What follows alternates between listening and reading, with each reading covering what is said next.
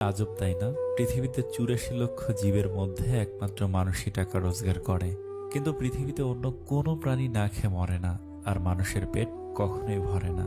কি অদ্ভুত! কারো সুখ দেখলে খুশির বদলে আফসোস হয়, আর কেউ বিপদে পড়লে সমবেদনার থেকে সমালোচনা বেশি হয়।